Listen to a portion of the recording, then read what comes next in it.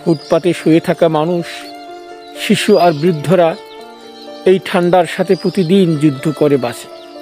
প্রচণ্ড শীত পড়েছে আমাদের এদিকে, হাড় কাঁপানো ঠান্ডা। আমরা হয়তো ঘরে বসে লেপ কম্বল মুড়িয়ে আরাম করি, কিন্তু একটু ভেবে দেখেছেন কি, এই শীতে যারা রাস্তায় থাকে, যাদের মাথার উপর কোনো ছাদ নেই, তাদের কষ্টটা কেমন? এই শীত শুধু ঠান্ডা নয়, অনেক মানুষের জন্য এটা নীরব কষ্ট।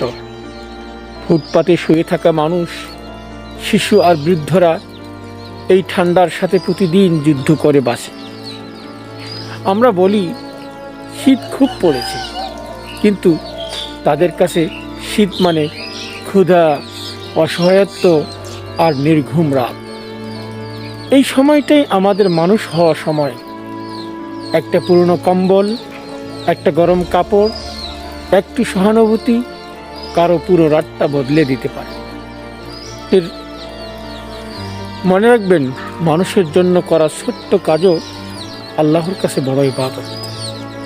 এই শীতে নিজে বাঁচুন আর কাউকে বাঁচতে সাহায্য করুন। আল্লাহ তাআলা আমাদের সবাইকে মানুষের পাশে দাঁড়ানোর তৌফিক দিন। আল্লাহুম্মা আমিন।